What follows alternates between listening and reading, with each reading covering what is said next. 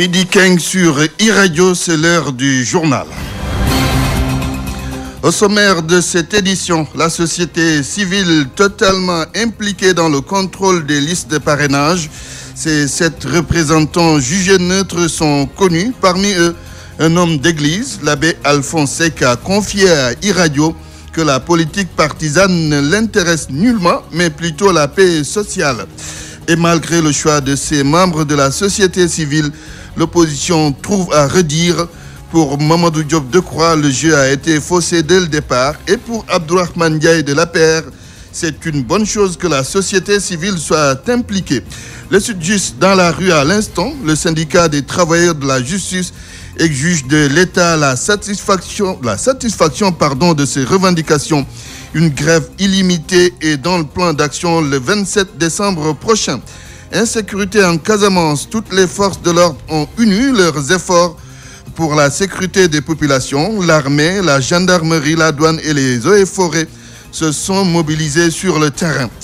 Dans l'actualité internationale, COP24 à Katowice en Pologne, à 2 jours de la fin du sommet, nous ferons le point sur les sujets de discussion et essayer de savoir pourquoi arriver à un accord est plus complexe qu'il n'y paraît. En sport, CAN de handball, le Sénégal affronte l'Angola cet après-midi en finale. Les Lions tenteront de décrocher leur premier titre continental face aux Angolaises, 12 fois championnes d'Afrique. 2-19, le journal de la présidentielle avec Migui Maram Ndiaye, le journal de la foire avec Amina Tandong. Bienvenue à toutes et à tous.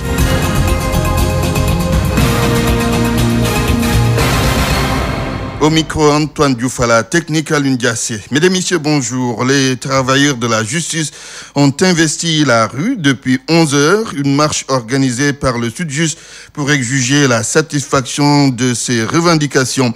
Le dit syndicat a tenu une des sittings ces derniers jours dans les différentes juridictions du pays et le 27 décembre prochain, le Sud-Just compte décréter un mouvement de grève illimité.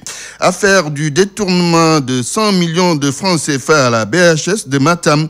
Les mises en cause seront jugées le 27 décembre prochain. Le chef d'agence Ousseynou Kane et ses 5 co-inculpés devront s'expliquer sur le montant disparu des caisses de la banque. Les 6 personnes seront entendues dans le fond du dossier selon le quotidien Enquête. Les 5 personnes plutôt. Les personnalités de la société civile qui auront la charge de superviser le contrôle des opérations de vérification des listes de parrainage sont connues. La société civile souhaite que tout soit transparent. Parmi ces 7 représentants, il y a un homme d'église. Il s'appelle l'abbé Alphonse Seck. Cet homme a eu à diriger la commission justice et paix au sein de l'église. Dans sa première déclaration sur e-radio, il indique que la politique partisane ne l'intéresse pas, mais plutôt la paix sociale. Abbé Alphonse Seck, que voici. Depuis plus d'une dizaine d'années, je suis responsable de ce qu'on appelle la commission justice et paix au niveau de notre conférence épiscopale. Et les commissions justice et paix ont pour vocation dans l'Église de participer à tout ce qui peut promouvoir la paix sociale, la justice dans les relations. Et c'est dans ce cadre que, vous vous souvenez, en 2012, nous avons organisé une mission d'observation électorale de l'élection présidentielle et des élections législatives pour justement tout ce qui pouvait contribuer à la paix. Devant les élections à venir, quand vous interrogez le commun des Sénégalais, ils ont le sentiment que ces élections peuvent être violentes parce qu'il n'y a pas assez de dialogue. Peut-être qu'il y a des choses qui mériteraient d'être vues. Est-ce qu'il ne faudrait pas amener l'opposition et le pouvoir à se parler davantage? Et c'est dans ce cadre que des membres de la société civile ont pris l'initiative de créer un collège de facilitateurs de ce dialogue. Les partis politiques et tout, que nous avons eu l'occasion de rencontrer les membres du Conseil constitutionnel, où nous leur avons dit, vous avez une responsabilité prépondérante dans ce processus électoral et il serait bon que ce que vous avez à faire soit entouré de la plus grande transparence. Et on est allé même jusqu'à leur dire, ce serait bien que vous ayez des observateurs de la société civile de ce processus qui est entre vos mains. Au début, d'ailleurs, ils ont demandé est-ce qu'ils pouvaient le faire, puisque la loi ne le disait pas. Mais après, par souci de transparence, ils ont accepté et c'est ce qui a amené à cette décision. En tant qu'homme d'église, qu'est-ce qui vous préoccupe? La politique partisane, naturellement, ne nous intéresse pas, nous, hommes d'église. Mais ce qui nous intéresse, c'est tout ce qui peut préserver la paix d'un pays. Parce que lorsqu'un pays n'a plus de paix, il sombre dans la violence. Vous savez, le nombre d'années qu'il faut pour reconstruire tout ce qu'on aura construit, nous ne pouvons pas nous payer cela. L'abbé Alphonse Seck à l'instant. L'implication de la société civile ne rassure pas du tout l'opposition, du moins si l'on se fie aux propos du secrétaire général d'AJ-PADS. D'après Mamadou Diop Decroix, le jeu a été faussé dès le départ. Quant à Abdourahmane Ndiaye de l'APR, il salue cette implication de la société civile. Ousmane Gueye. 7 acteurs de la société civile, dont Abbé Alphonse Seck, pour sécuriser les listes de parrainage. Pour Mamadou Diop Decroix, le processus est déjà gâté depuis longtemps. Par conséquent, aucune attente de la part de ce responsable du Front de résistance nationale. Attendre d'avoir pipé les dés pour ensuite chercher l'onction de la société civile dans une action qui déjà est totalement en dehors de la loi, je crois que c'est quelque chose d'extrêmement dangereux. L'opposition a toujours rejeté le parrainage et continue de rejeter le parrainage. Mais comme la majorité l'a voté à l'Assemblée nationale, l'opposition est allée chercher des parrains. Mais c'est un cirque, ce parrainage, c'est un cirque. Abdourahmane Ndiaye, conseiller du chef de l'État, lui se dit satisfait de l'initiative du Conseil constitutionnel. Si vous ameniez des Afghans, des Africains et des Botswanais, observez le processus et qu'ils déclarent que c'est clair, l'opposition mauvaise perdante, ils ne l'accepteront jamais. C'est dans leur ADN. C'est inscrit dans leur ADN de tout remettre en question tant qu'ils ne seront pas élus. Et alors, ils ne seront pas élus. Tout est en train de le montrer. Donc, il ne leur restera qu'à crier, à vociférer. Ils le feront. Ce que je ne veux pas, je ne le souhaite pas, peut-être qu'ils le souhaitent, c'est qu'ils mettent l'honorabilité publique et transforment tous ceux qui donneront la victoire à Macky Sall en démon, en Belzébuth ou je ne sais plus Satan. Ça, ils le feront. Qu'est-ce qu'on y peut? On n'y peut rien. Je félicite le Conseil constitutionnel d'avoir eu cette idée. Si ça contribue à la clarté des élections et à la transparence. Ils sont 7 vigies de la société civile pour reprendre enquête à être cooptés par le Conseil constitutionnel. Abbé Alphonse Seck, Moundiaye Sissé, Mazid Ndiaye, Valdiodio Ndiaye, professeur Babacar Gueye, Rokhaya Gassama et Maïmouna Dian. Ousmane Gueye. Reparlons du livre de Macky Sall, Le Sénégal au cœur, avec le critique littéraire Racine Senghor. Un ouvrage bien écrit et riche en contenu dans lequel, selon lui, le chef de l'État a déterminé son ambition pour le Sénégal. Yann Dematine. L'apparition de Sénégal au cœur montre un autre visage du chef de l'État. Jusque-là, le président Macky Sall faisait l'objet d'écrits. Le point de vue du critique littéraire Racine Senghor. De mon point de vue, ce qui en fait l'intérêt, c'est ce que nous retrouvons aussi chez beaucoup de grands hommes. En lisant le livre de Macky Sall, Le Sénégal au cœur, j'ai eu aussi envie de faire cette petite comparaison. Il me semble qu'il s'agit bien dans ce livre également de Macky Sall, du terroir, peut-être pas encore à l'universel, mais en tout cas à la plus haute marche de notre pays. Et c'est un itinéraire intéressant, surtout que les origines qui ne prédisposaient pas peut-être a priori à cette aventure exaltante de l'homme politique devenu président de la République, puisque ce sont des origines modestes, puisque aussi il est passé par l'école publique, ce qui est important, et toutes choses qui montrent que le destin est quelque chose de très fort, mais qu'il faut que les hommes et les femmes se battent et croient en leurs possibilités pour accéder au plus haut niveau. Racine Senghor parle également d'objectivité et d'ascension du locataire du palais, non sans oublier d'évoquer le riche contenu du livre. Mais c'est aussi un livre, c'est-à-dire un texte littéraire. Et sur ce plan-là aussi, il faut dire que c'est un texte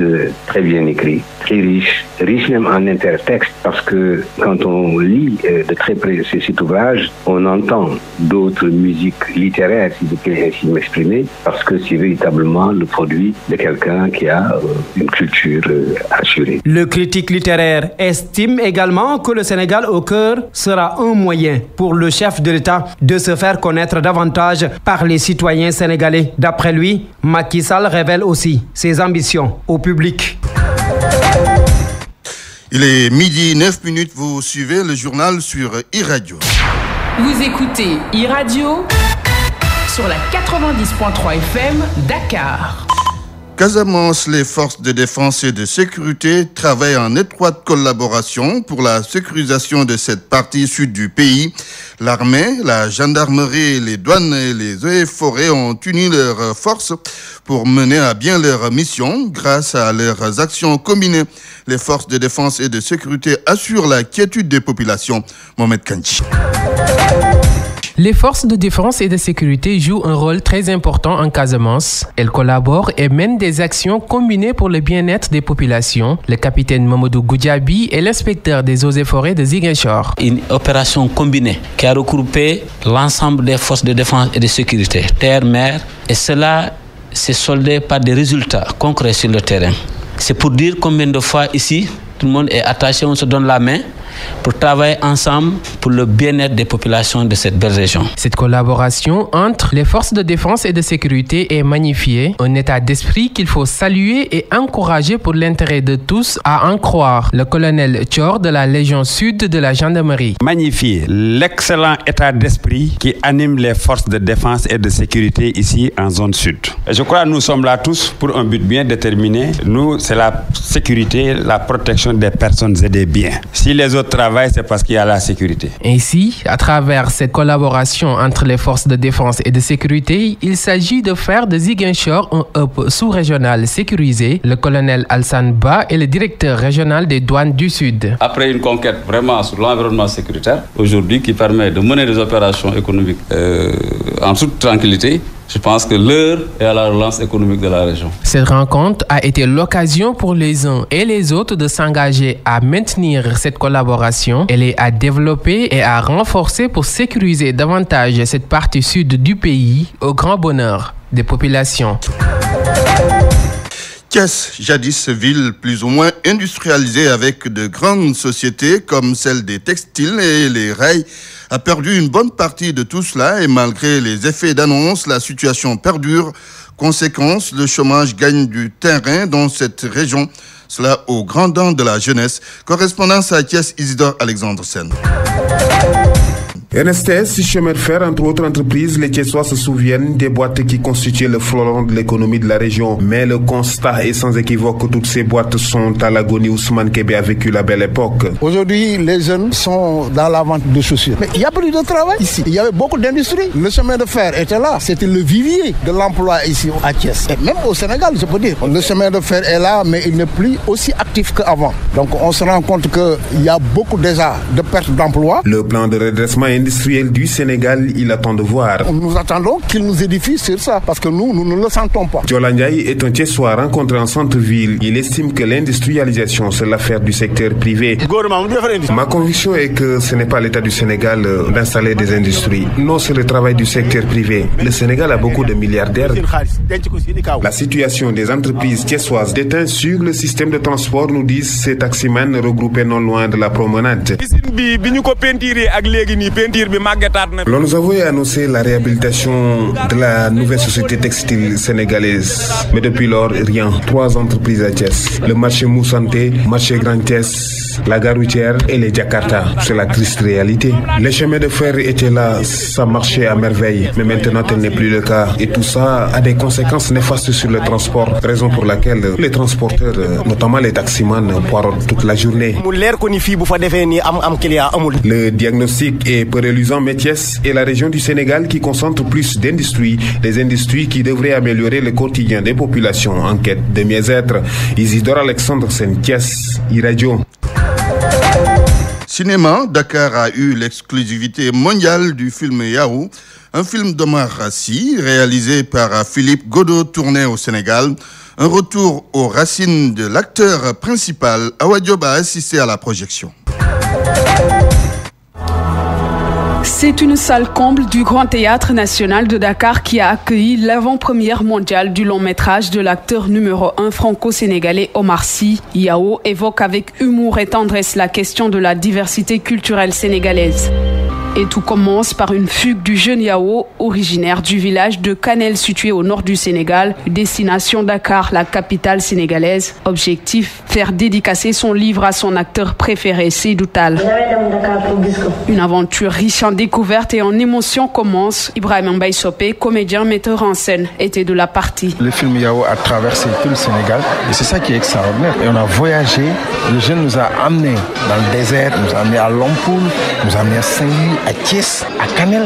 Et ça, c'est extraordinaire. C'est une vente du Sénégal. Lors de ce voyage à travers le Sénégal, se tisse un lien quasi filial entre l'acteur Omar Sy, Seydou Tall, et l'enfant Yao. En plus du voyage, la danse africaine contemporaine s'est invitée à la production du Sabar, à la danse de la prière de Germaine Akoni.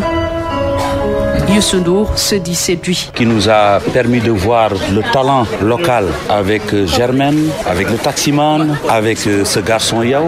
Donc vous voyez qu'il a volontairement essayé de jouer avec des gens d'ici. Ça c'est la perche. Bravo. Placé sous le signe de la légendaire teranga sénégalaise, le film Yao a visité différents villages du Sénégal, de Kanel à Lompoul en passant par Diofior, un périple à la découverte du Sénégal dans toute sa diversité.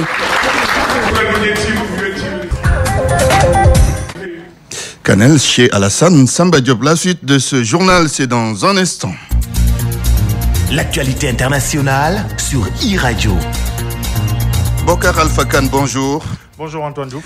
En République démocratique du Congo, la police a dispersé un rassemblement de Martin Fayoulou à Lumumbashi. Oui, des milliers de militants de la coalition Lamouka, dirigée par Martin Fayoulou, se sont rassemblés à la Cité des Jeunes dans la commune de Kampemba en attente de leur leader qui devait y tenir un meeting.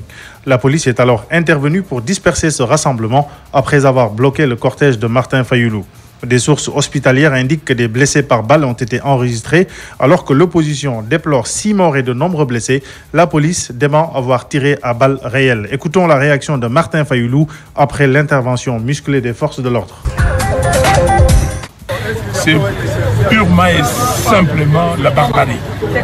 Mais ces gens-là ont dit qu'ils étaient forts, qu'ils étaient puissants. Mais ils ont peur de quoi? Tirer à balles réelles, lancer des gaz lacrymogènes, de l'eau chaude aux paisibles citoyens pendant la période de la campagne. Mais qu'est-ce qui se passe exactement? Et c'est pour cela que nous disons à tout le monde entier, et d'abord au Conseil de sécurité, parce que les membres du Conseil de sécurité sont venus à Kinshasa. Ils ont vu et maintenant ils comprennent que Kabila ne veut pas partir. Il ne veut pas organiser des élections. J'interpelle tous ceux qui nous disent qu'il faut mettre un bémol sur la machine à voter. Vous avez compris? Et là aujourd'hui vous avez en live, vous avez la situation grandeur nature de ce que M. Kabila veut exactement. Il ne veut pas des élections. On nous a empêchés d'aller à Kindu. Bon, maintenant, on a dit non, Kindu c'est Chadari qui a organisé parce qu'il ne voulait pas être ridiculisé par l'accueil qu'on devait nous recevoir. Maintenant nous sommes ici. Baba Kiungu au Katanga a organisé un accueil ultra, je ne sais pas comment le qualifier. Ils ont été dépassés. Alors, la seule solution pour eux, c'est de nous arrêter, d'essayer de nous assassiner, d'essayer de déranger les paisibles citoyens. Gambie, le gouvernement a réagi favorablement aux sanctions américaines contre la famille de Yaya Jammeh. Oui, le gouvernement gambien se félicite de cette mesure qu'il considère d'ailleurs comme une marque de solidarité. C'est le ministère de la Justice qui a publié un communiqué plus de 24 heures après l'annonce des sanctions du département d'État américain interdisant à la famille Jammeh d'entrer sur son territoire pour des faits de corruption et de violation des droits de l'homme. Dans le communiqué parcouru par Amadou Bari, notre correspondant à Banjul, le gouvernement gambien affirme que cette décision entre en droite ligne dans son engagement à lutter contre la corruption et à promouvoir la bonne gouvernance et la reddition des comptes. La Gambie se dit enfin reconnaissante à l'endroit des États-Unis et continuera de collaborer avec ces pays pour la réussite de la transition démocratique. De hauts responsables de l'ONU pour le maintien et la consolidation de la paix effectuent depuis hier une visite au Mali. Oui, l'objectif est de faire le point sur les progrès réalisés dans la mise en œuvre de l'accord de paix et identifier de nouvelles voies pour une paix durable. Les détails avec Aminata Ndong. Le sous-secrétaire général des Nations Unies pour les opérations de maintien de la paix, Bintou Keïta, et le sous-secrétaire général pour le soutien à la consolidation de la paix, Oscar Fernandez Taranco, se sont rendus à Gao et à Mopti dans le nord du Mali. À Gao, ils ont rencontré la société civile, les femmes et les jeunes pour les encourager à participer au processus de paix. Ils ont également visité la maison des femmes où sont accueillies les victimes de violences sexuelles. Oscar Fernandez Taranco est le sous-secrétaire général des Nations Unies pour l'appui à la consolidation de la paix. On était ici justement pour écouter la voix de la société civile, la voix des femmes, la voix des jeunes, pour voir de quelle façon les Nations Unies peuvent continuer à appuyer leurs efforts et leur donner une place et une voix dans cette vision de réconciliation nationale qui commence à Gao, qui doit commencer à Kidal, qui doit s'étaler à Tombouctou et dans toute la région du nord et du centre. À Mopti, la délégation a assisté à une présentation des projets pour la consolidation de la paix et a rencontré la société civile. Bintou Keïta, sous-secrétaire général des Nations Unies aux opérations de maintien de la paix, décline les objectifs de cette démarche. C'est pour regarder comment est-ce qu'on met en œuvre l'accord de paix par rapport au mouvement signataire et entre le gouvernement et faire en sorte que d'ici la prochaine fois que nous allons rapporter au Conseil de sécurité, on peut montrer qu'il y a eu des progrès depuis les élections présidentielles. Au cours de la visite officielle de 6 jours, ils vont rencontrer également le gouvernement, l'opposition, des groupes de signataires, la société civile et des partenaires. Et près de 100 ministres sont attendus à Katowice en Pologne pour conclure les négociations des Nations Unies sur la lutte contre les effets de changement climatique à la COP24. L'objectif, convenir d'un plan concret pour mettre en œuvre l'accord de Paris sur le climat de 2015. Mais d'ici 2050. Oui, Antoine, les enjeux sont élevés et les différends sont nombreux. Nous ne pouvons pas échouer à Katowice, avait déclaré le secrétaire général de l'ONU, Antonio Guterres, lors de la cérémonie d'ouverture de la COP24 le 3 décembre dernier. Un sentiment repris par le président de la COP24, Michal Kurtika. Sans succès à Katowice, il n'y a pas de succès à Paris. Dans la capitale française, il y a 3 ans, les pays avaient décidé de tout mettre en œuvre pour maintenir la hausse de la température mondiale bien en dessous de 2 degrés Celsius par rapport au niveau pré-industriel et aussi proche que possible de 1,5 degrés Celsius. Les États avaient choisi 2018 comme date limite pour adopter les lignes directrices de mise en œuvre. Les 197 parties à la Convention des Nations Unies sur le changement climatique sont réunies en Pologne pour convenir de la manière dont elles vont atteindre les objectifs fixés. Trouver un accord, Antoine, est une question politiquement et techniquement complexe parce qu'elle doit tenir compte de la diversité des réalités locales, les différentes catégories de pays, les questions relatives au poids de la science, les problèmes d'argent, etc. Et si l'objectif est le même, les pays sont tout de même différents. Oui, le premier point de tension est que certains pays ressentent le besoin d'une action mondiale plus vivement que d'autres. C'est le cas par exemple des petits pays insulaires, ceux du Sahel ou les régions polaires. En outre, on estime que les pays industrialisés bénéficient depuis des décennies d'une économie sans limitation des émissions de gaz à effet de serre et qu'ils devraient donc supporter le fardeau des efforts mondiaux visant à inverser la tendance.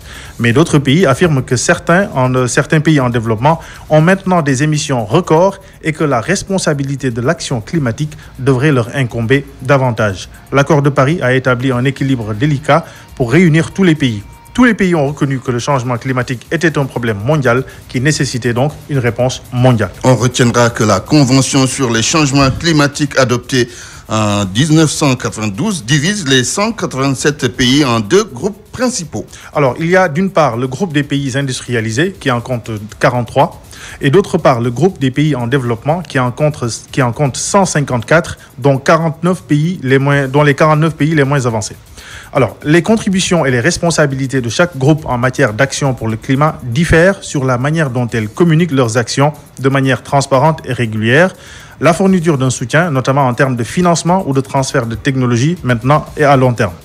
Étant donné que les 2 groupes ont été créés il y a plus de 25 ans et que certaines situations socio-économiques nationales ont évolué entre-temps, certaines parties estiment que la composition de ces groupes pourrait être réexaminée à l'occasion de la mise en œuvre des engagements pris à Paris.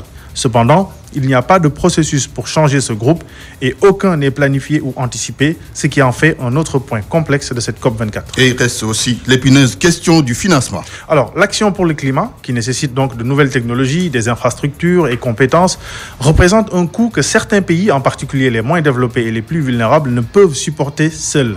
À Paris, les pays donateurs se sont engagés à mobiliser chaque année 100 milliards de dollars pour financer l'action pour le climat dans les pays en développement à compter de 2020. Alors, ce chiffre inclurait les contributions publiques et privées, ce qui rend assez complexe le suivi et l'évaluation, parce que les pays sont en désaccord sur la proximité de la réalisation de cet objectif et s'il sera atteint d'ici 2020. Une autre question brûlante est le manque de clarté sur ce qui constitue le financement du climat. De nombreux pays signalent que leur aide au développement est une aide à l'action pour le climat. Ce manque de clarté complique considérablement les discussions et des points d'interrogation concernant le suivi, la transparence et les responsabilités sont encore sur la table. Bokar Alpha Khan, merci pour cette page internationale. C'était le focus sur le sommet de Katowice en Pologne. Le journal des sports de e-Radio. Bonjour Seydina Abagé. Bonjour Antoine. La page des sports que nous ouvrons avec la CAN de handball. Le Sénégal défie l'Angola pour le titre continental. Ce sera cet après-midi à 15h Antoine. Les Lions iront à la conquête de leur première Coupe d'Afrique. Depuis la finale perdue en 1974 face à la Tunisie, le Sénégal ne s'est jamais retrouvé aussi proche du titre. Et les Lions sont confiantes avant de défier l'ogre angolais. C'est ce que nous confie Chérif Ndiaye, secrétaire général de la Fédération sénégalaise de handball. Nous sommes en préparation pour cet après-midi, 15h, pour affronter l'Angola pour cette finale qui devait se dérouler en 2016, qui n'a pas eu lieu. Et voilà, les filles sont fin prêtes pour affronter l'ogre. Elles sont sereines parce que l'objectif est atteint à 100%, parce que notre objectif premier c'était d'être sur le podium et d'être qualifié au mondial, c'est fait. Une deuxième où la coupe serait la cerise sur le gâteau. Et voilà. Donc elles sont fin prêtes, morale est au beau fixe. Elles vont jouer libérées parce que il y a plus de pression, il y a pas de stress et elles vont jouer libérées et espérons s'il plaît à Dieu qu'elles pourront faire un bon résultat face à l'Angola.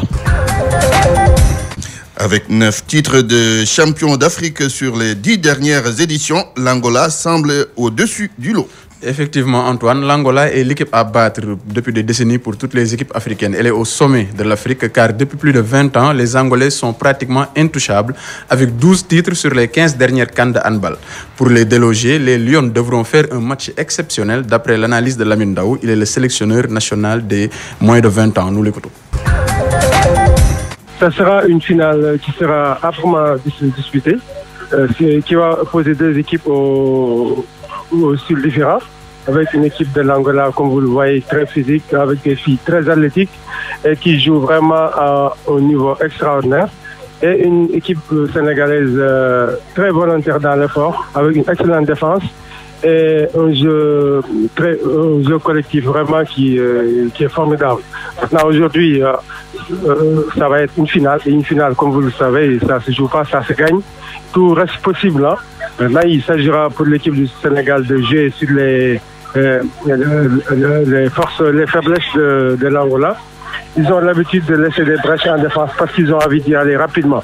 Donc en attaque. Ce qui fait qu'il s'agit d'être très patient et de jouer grandement nos chances en attaque avec une attaque bien placée et bien réfléchie. Et essayer, au fait, si on a l'occasion de faire face à l'excellente gardienne de l'Angola, de mettre les ballons au fond. Maintenant, en défense, c'est là où il s'agira de beaucoup travailler parce que l'Angola joue avec leur pivot. Ils ont un pivot extraordinaire et ils jouent autour de ce pivot-là pour lui donner à chaque fois l'occasion de marquer. On va essayer de renforcer l'axe central et les pousser soit à tirer de loin ou à faire la passe aux ailières. Donc c'est ça les possibilités qu'on aura aujourd'hui pour faire face à cette belle machine de guerre de l'Angola qui a vraiment tout gagné ici et à chaque fois qui montre qu'il demeure une équipe formidable. Nous souhaitons la chance aux Lions du handball. Lutte avec frappe à un mois du combat, Modulo Balagaï de on ne sent pas trop l'effervescence. Effectivement, Antoine, pas d'affiche publicitaire, pas de face-à-face ni d'open press. Les lutteurs n'étaient même pas au Sénégal. Modou Lô n'est pas encore rentré. Balla Gaye vient à peine d'arriver. Pour le moment, la revanche tant attendue entre les deux lutteurs peine à répondre aux attentes médiatiques. Une situation que nous explique Ngagne Diagne, chroniqueur de lutte à iRadio.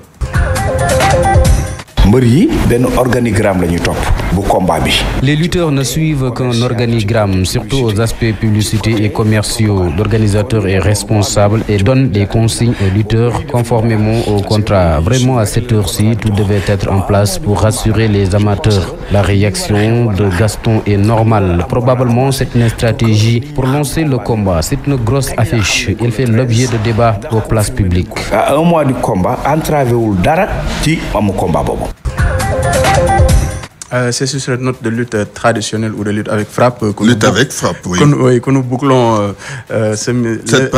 l'actualité des sports, oui, de ce midi Keng. Et nous donnons rendez-vous à nos auditeurs cet après-midi pour le résultat de la finale de la Coupe d'Afrique. Seydina Abagé, merci.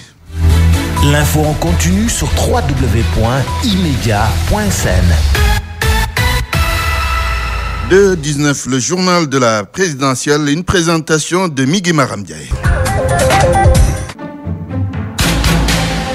Je pense que personne n'a été éliminé volontairement. La preuve, il y a plus de 100 et quelques candidats déclarés qui ont retiré leur dossier. Nous lam-lamé candidature bobu dina am inshallah parce que candidature du Khalifa Sall lepp maintenant. Je sais que ma famille a été choquée. Je sais que mes amis ont été choqués. Nous constatons ici tous ensemble que sur ces deux plans, le président de la République a échoué. On n'en attendait pas plus, évidemment, d'un gouvernement dirigé par un lion qui dort et un Premier ministre qui passe tout son temps à danser le marach. Je vous remercie. Pour moi, nous sommes tous goré. Nous savons que c'est carte 10 millions ou 20 millions.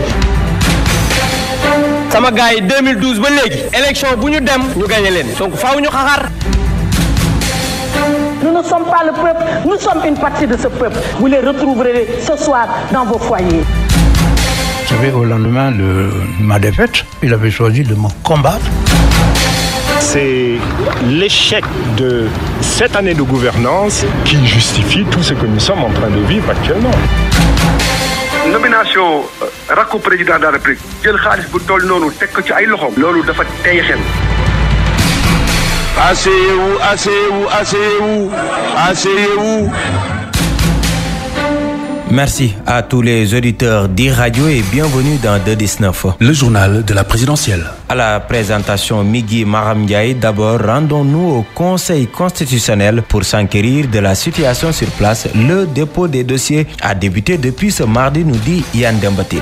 Les dépôts des dossiers de candidature à la présidentielle de 2019 se poursuivent au Conseil constitutionnel. Après les mandataires de Macky Sall, Idrissa Seck, Ousmane Sonko et El Hadji Malick Gakou, le mandataire de Madické 2019 a aussi mis sur la table des 7 sages le dossier de Maître Madické Niang. Le PDS a préféré attendre. Les libéraux disent prendre le temps nécessaire pour déposer le dossier de Karim Wade, leur candidat à la présidentielle de 2019. Il faut aussi noter la présence d'autres 7 personnalités de la société civile. Une première acceptée par les 7 sages. Parmi ces personnalités, le professeur Babacar Gueye du collectif des organisations de la société civile pour les élections, Abdoul Majib Ndiaye de la plateforme des acteurs de la société civile, Waldio Ndiaye, coordonnateur de Sunu Élection, Abbé Alphonsek, secrétaire général de Caritas Sénégal, Maïmouna Dieng de la plateforme des acteurs non étatiques et Rokhaya Gassama